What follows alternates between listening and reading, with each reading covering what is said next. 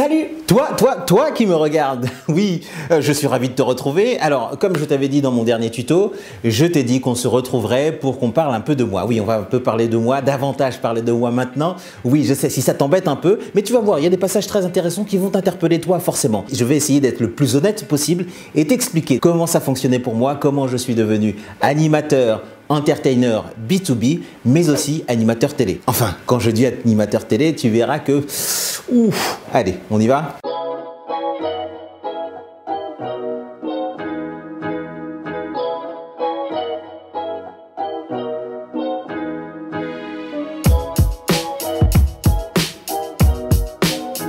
Je vais donc t'expliquer mes embûches, la raison pour laquelle ça n'a pas été facile, pas facile du tout d'ailleurs, mais on s'en relève et tout va bien finalement parce que j'ai une mémoire positive, hein, c'est ça. Hein.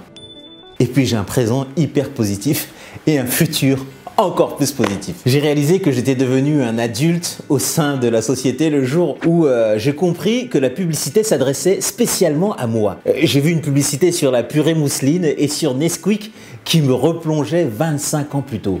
Waouh! Là, je me suis dit, la société, l'économie s'adresse directement à moi. L'impression d'exister et d'être important. Je ne sais pas si ça vous l'a fait, en tout cas, moi, ça a été flagrant. Alors, puisqu'on est dans mon enfance, je rêvais d'être un super-héros de Strange ou un Luke Skywalker. Bien que je dois l'avouer que je me sentais un peu plus décalé que les autres.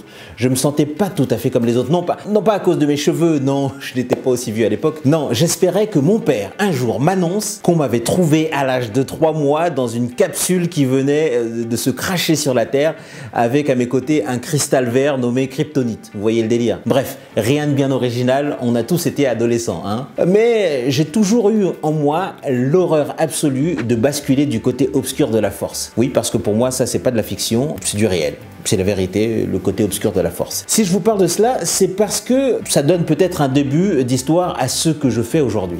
J'ai compris vers mes 16 ans que rien ne me tombait tout cuit du ciel ni dans le bec. Ça, je l'ai bien compris assez tôt. Que si je voulais changer les choses, plutôt que de râler dans mon coin, c'était à moi de changer et de faire en sorte que les choses changent. Et que la vie est dégueulasse, ça c'est clair, pour reprendre Léo Mallet. Et c'est vrai parce que, à mes dépens, j'ai vite compris que la question n'est pas si ton meilleur ami va te trahir un jour, non, mais quand est-ce qu'il va le faire? Oui, je sais, c'est un peu glauque. Mais aussi qu'on pouvait mourir à 20 ans. Oui, l'âge auquel ma petite amie est morte dans un accident de voiture. Et pourtant, que cette vie est formidablement belle, surprenante, forte, fantastique, parce que tout commence maintenant. Et oui, pour citer le professeur Keating dans Le Cercle des Poètes Disparus, joué par Robin Williams, cette phrase a eu un écho tellement fort en moi que j'ai arrêté de faire ce que l'on attendait de moi, mais j'ai décidé de faire tout ce qui était en mon pouvoir pour que ma vie soit la mienne. Que tu es ici, que la vie existe